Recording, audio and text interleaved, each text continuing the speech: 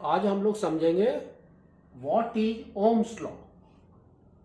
Ohms law is nothing but आपका क्या होता है, relation between the current and the voltage is known as Ohm's law. तो simply we can say, अगर आपको सिंगल लाइन में लिखना है तो that is your Ohm's law is nothing but what is that, relation between potential difference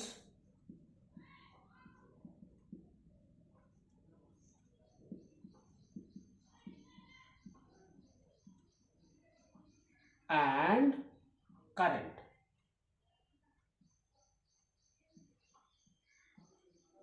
is known as Ohm's law। ठीक है now, तो next comes what it states, है ना। तो अब तो ये ओम्स लॉ तो हमारा रिलेशन है, अब आता है कि वो क्या स्टेट कर रहा है। ठीक है, तो next comes your state.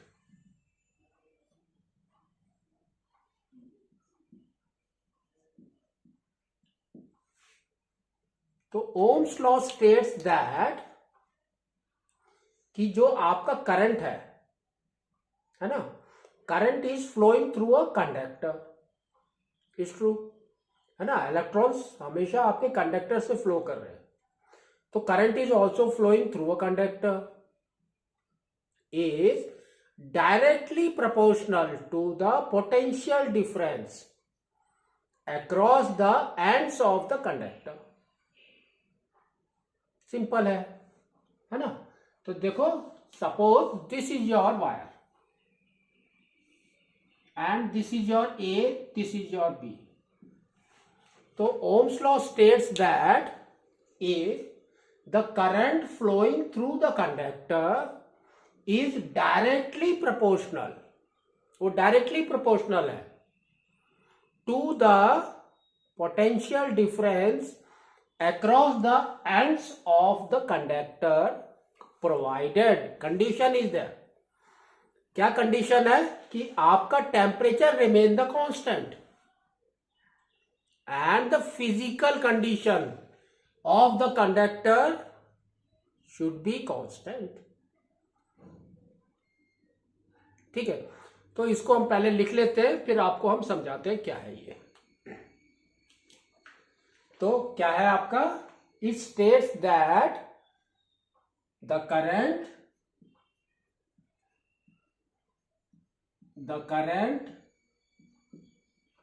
flowing through the conductor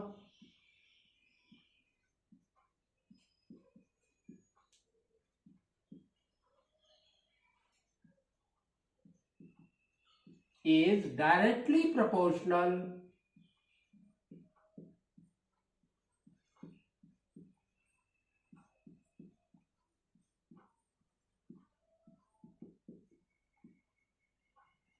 to the potential difference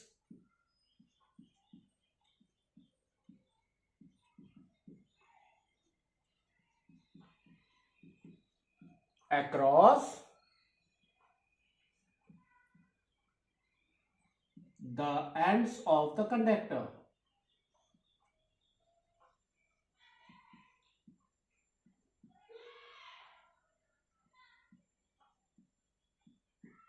provided क्या होना चाहिए, temperature and the physical state remain the constant.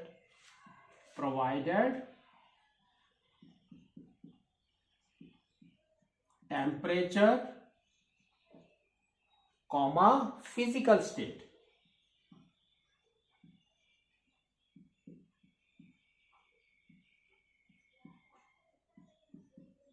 remains constant।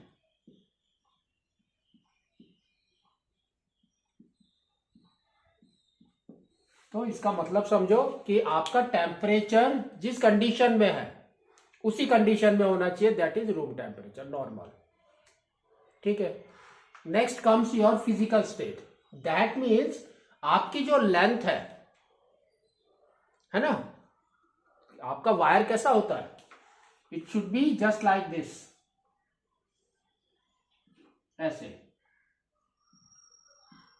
तो आपकी जो लेंथ है ये भी कांस्टेंट होनी चाहिए, and at the same time ये जो आपका क्रॉस सेक्शन है ये भी कांस्टेंट होना चाहिए। आपका डाया इंक्रीज और डिक्रीज नहीं होना चाहिए, ठीक है। तो ये आपका ये स्टेट कर रहा है ओम्स लॉ।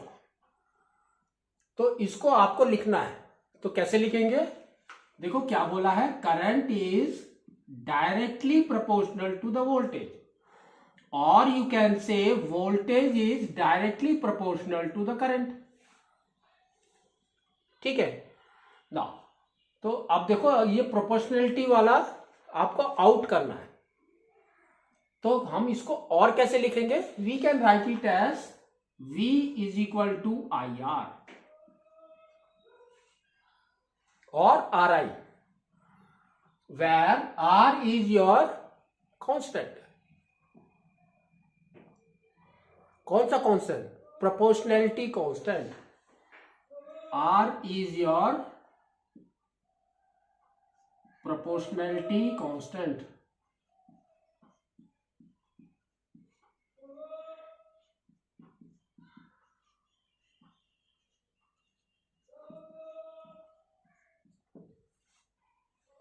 ठीक है, हो गया ना।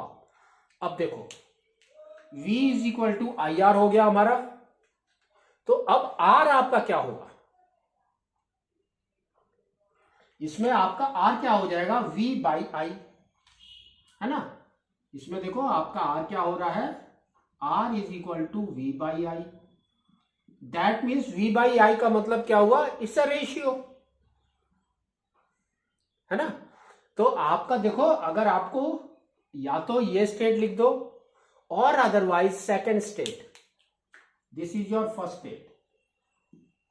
तो सेकंड स्टेट आपका क्या हो गया? देखो, it states that it is a ratio of a voltage, और you can say potential difference across the ends to the current flowing through the conductor, provided the temperature and physical states remain constant। तो ये भी आप लिख सकते हैं उसमें। तो हम यहां पर लिख सकते हैं states that the potential difference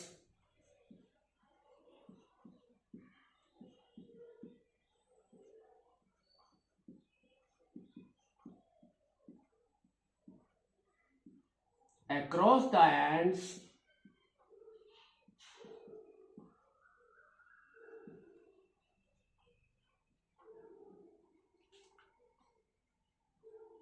the ratio, sorry यहां पर the ratio of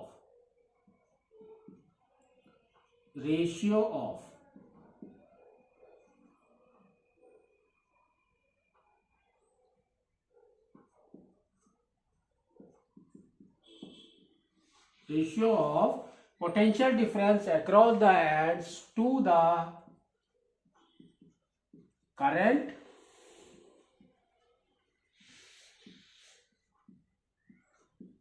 flowing through the conductor।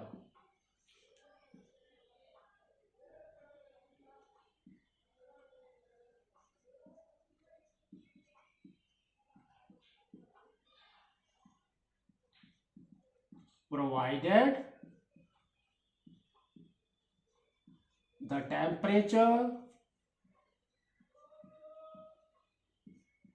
and physical state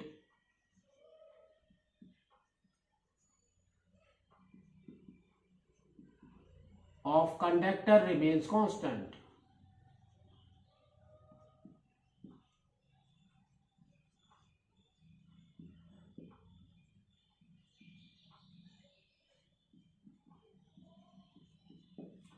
ठीक है, तो दैट इज योर, इससे आपका ये डेफिनेशन निकला,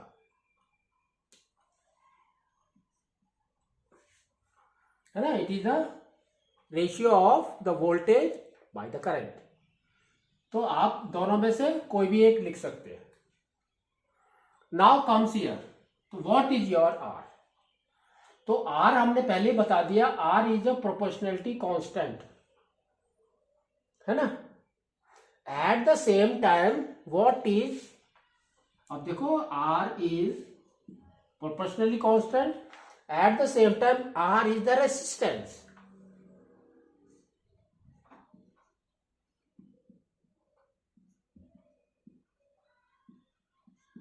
तो रेसिस्टेंस क्या होता है आपका, जो भी चीज रेसिस्ट करे दैट इज द रेसिस्टेंस, है ना। रेसिस्ट करने का मतलब क्या है, यहां पर देखो किसको रेसिस्ट करेगा, फ्लोस ऑफ इलेक्ट्रॉन्स और यू कैन से फ्लो ऑफ करंट, है ना। तो ये रेजिस्टेंस देखो कहां से निकला आपका, इस कंडक्टर से।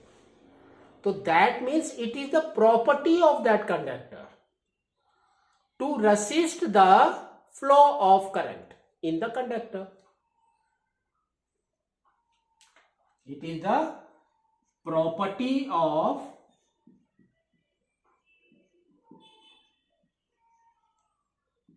conductor to resist the flow of current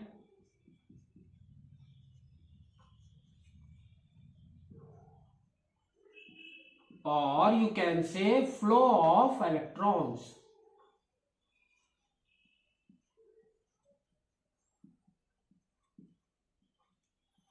in a conductor।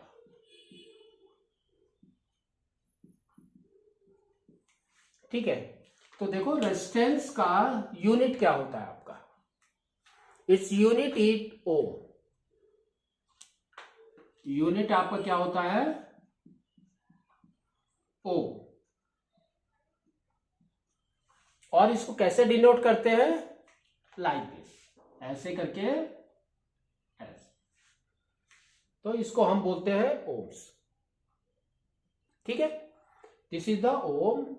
तो unit of resistance is nothing but ohm, and 1 ohm is equal to voltage by ampere, by this voltage by ampere, V by A, है ना, voltage by ampere is your ohm. ठीक है।